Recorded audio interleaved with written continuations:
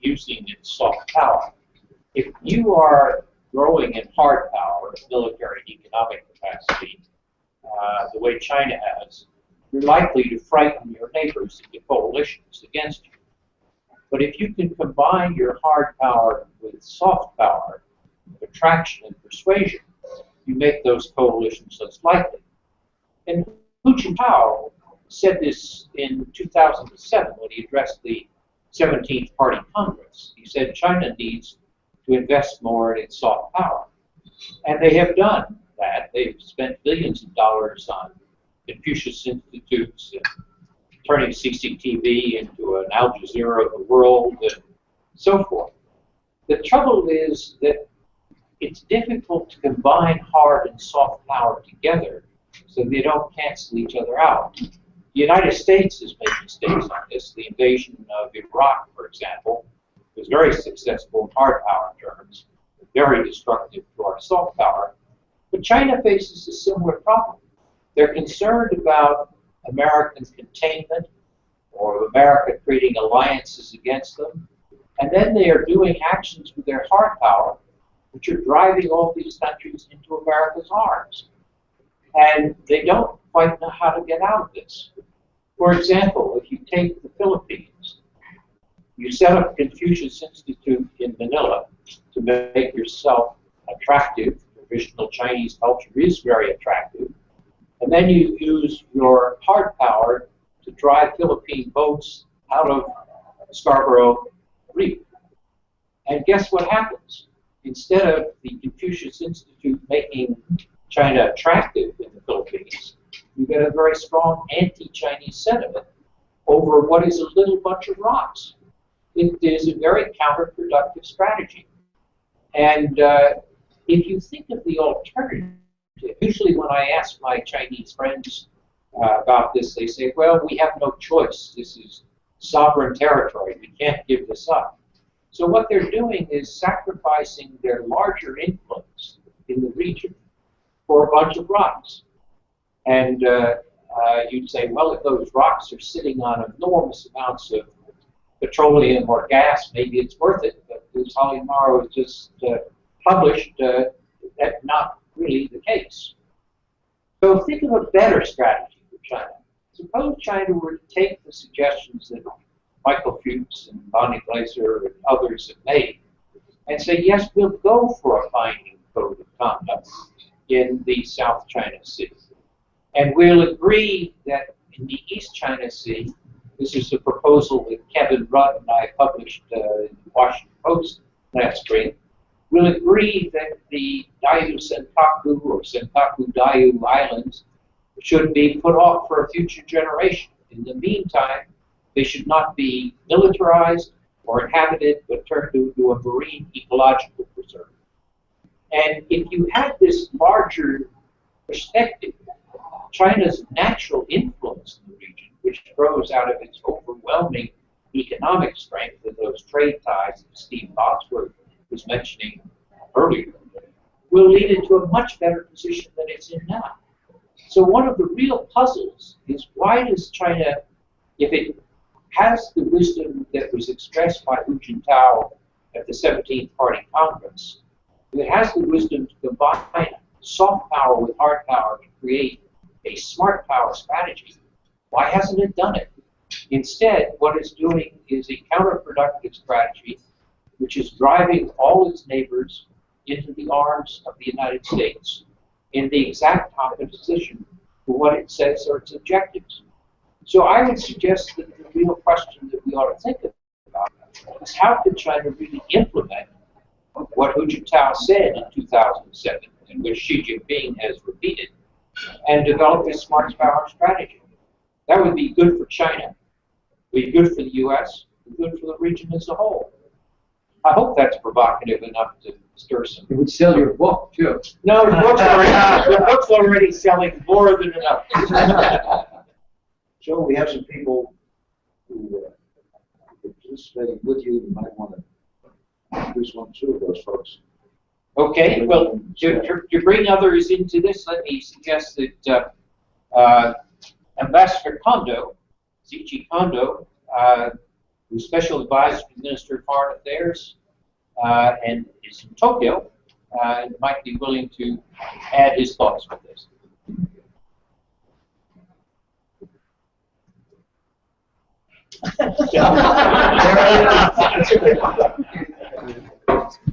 Hi, I'm Seiichi Kondo. I'm co-author of this book, Soft Power, Superpowers. Remember, the point I want to make is that I don't think China really understands what soft power means. Soft power is a kind of secret weapon. But what they have been doing is to explicitly use their culture and the Confucius institutions to attract others. But it is very clear what is behind this. So I don't like to talk too much about soft power of Japan because, as I said, it is a secret weapon. So I don't think China is really fully understanding the power of soft power. It's a kind of propaganda still. It's a stage of propaganda. So I hope Professor Nai will persuade them that what soft power really is. Thank you. Well, thank you. We also are fortunate to have Professor Suzanne Ogden here with us, Professor Interim Chair of the Department of Political Science at Northeastern University. Suzanne, would you like to join in? Just a brief statement. I think Japan has to think about their soft power too. Japan doesn't really do enough to project its own soft power.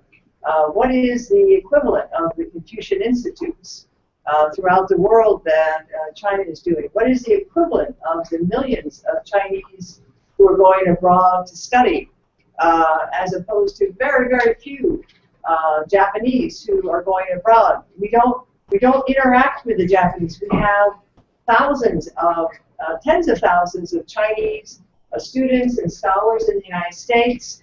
We meet them. We're very impressed by them. We learn a lot about them. But we don't get that from Japan, and I think Japan needs to be out there more. They need to increase their own soft power and project it.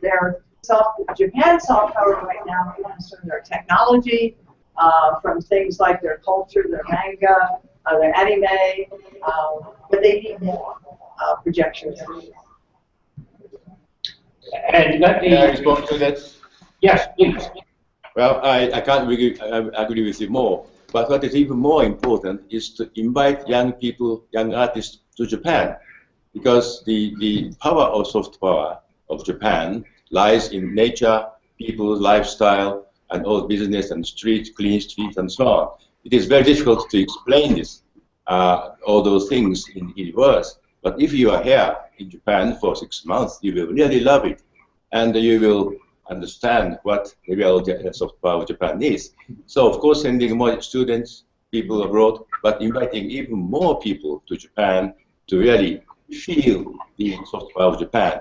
And 2020 Olympic and Paralympic Games, this is a great opportunity for us to do that. Well, the nice thing about soft power is the win-win.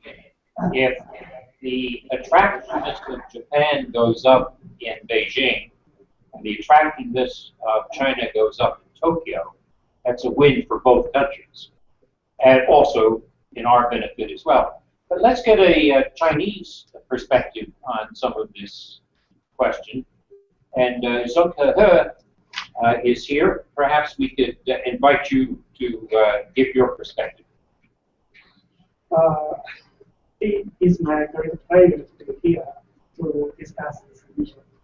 Actually, I'm not an international affairs expert. I'm a Chinese politics expert. But I think that up to now, Chinese government hope to get political legitimacy from the good governance domestically through more transparent policy making process and more involvement and more empowerment by citizens this is good sign. For international politics, I think that good governance is also very important.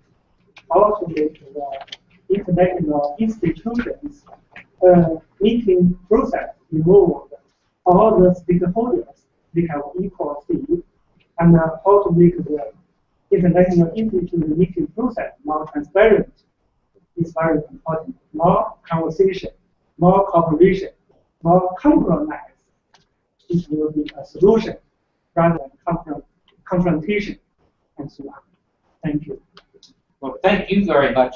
But do you think it would be possible to see China accepting the kind of binding code of conduct for settlement of disputes over islands within the 9-dash line that Bonnie Glaser mentioned tonight? Can you imagine that being acceptable or not? I think that actually the diplomatic practice is a kind of also kind of trial, error, and that really, yeah. But you know that if you have your policies, but it feedback, and then maybe it's a time, it's opportunity to change it. So for China, if maximize its own national interests, so I think that seeking cooperation, conversation is a better choice.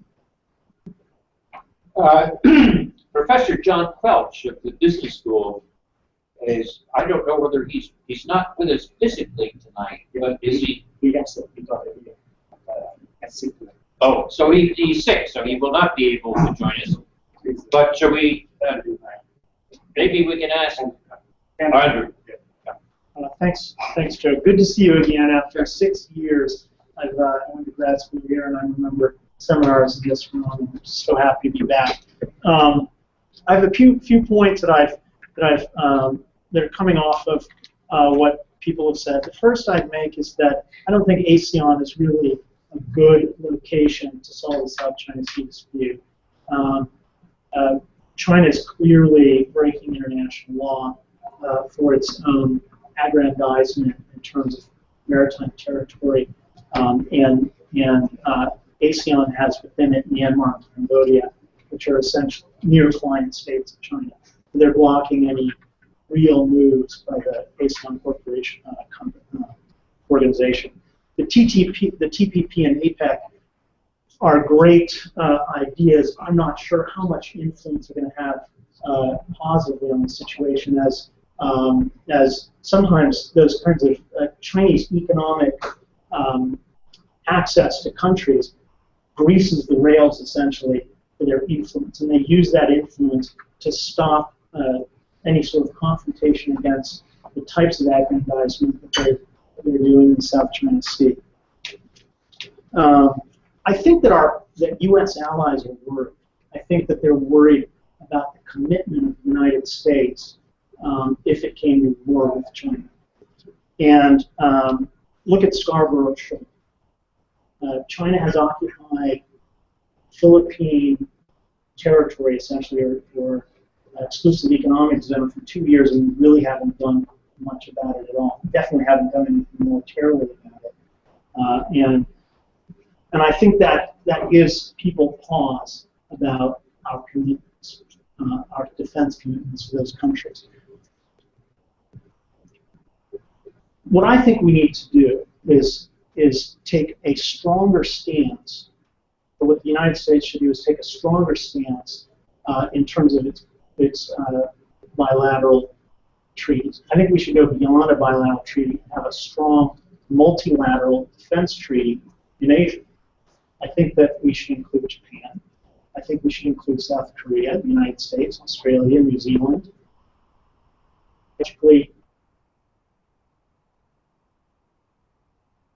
Better democracies, because I think that's key in Asia. I think we should also have a partnership for peace program similar to that of NATO in Europe.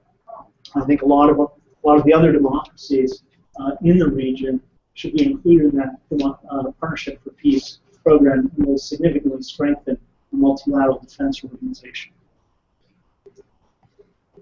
U.S. to China defense expenditures right now are roughly 4 to 1. For every dollar China spends, the U.S. and our allies in Asia spend about 4. That's a big difference. We have the military power to stop China's expansions, but we're not using it. North Korea, of course, is another major threat. It's not just China. As far as Chinese legitimacy, I think China can gain legitimacy in the international arena by following international law. And I think it will. I think as long as China breaks international law, I think that countries that are being hurt by that will see China as a criminal, and I think other countries will see China as a criminal as well. And it sounds to me like this is a new Cold War. Or am I exaggerating? It's a dangerous situation. You've got Russia and China expanding territorially, right? And with military force, because China is using its navy against these small countries, and it's a very dangerous So situation. we're going to surround them with military alliances, right? I think we should have a strong democratic military alliance, just as we do in Europe. Dick Rosecrans, you should get in this, but so should Holly Morrow, who has written a very good article about this. Although that's not what I want to talk about. All right, let's have Dick go next. It does seem to me we're at a choice point, and as some people around the table know, including particularly Joe, we've just finished a book on World War I and its implications for the future. If something as bad as World War I kind of occurred in 1914, are we sure that something like that could never occur again? Especially since when we look at the causes of World War I, none of them were inevitable. Things that happened actually had to happen. So we have to worry about something that is also accidental, causing conflict between ourselves and China over time. We have to take that very seriously. I would like to move away from international law. I think we will never solve anything in the Pacific through international law. Each of these countries has their own economic zone, China, which overlaps with China's 9 dotted line, so there's inevitably going to be conflict there. There is no international court that will resolve that conflict. That's simply going to go on. So what we should be doing in Asia is to move from de jure to de facto. Instead of trying to solve things at the international legal level, we should work together to work practically on solutions. For example, without deciding who owns the Senkaku to the Diaoyu Islands, it would be possible for China and Japan to work on developing a lattice work of drilling operations in the area nearby, so that they can actually share what comes out of that area without having to decide finally who owns it, because they will never decide who owns it. The same sort of thing is probably true in Scarborough Shoal.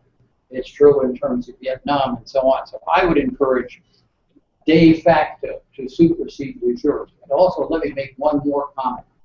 China will never be a member of TPP as long as these disputes are going on. It will never be allowed to join the Trans-Pacific Partnership. Only if these issues are settled in one way or another, and it need not be legal, it can be settled informally, will it be at all likely that China can join in the great advantages of TPP.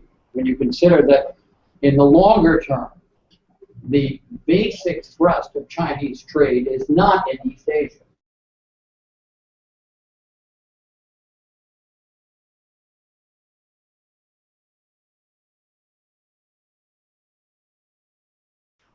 The components have been added, the final goods have been assembled.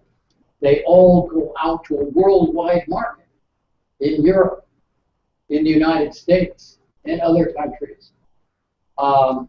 And those kinds of things are crucial in the long term for China. So joining TPP could be very, very helpful to China, but it's not going to work unless there's some concrete agreements that allow other countries to participate with China in TPP. Holly? Maybe as a counterpoint to what was just said about international law, you know, a number of people brought up points about how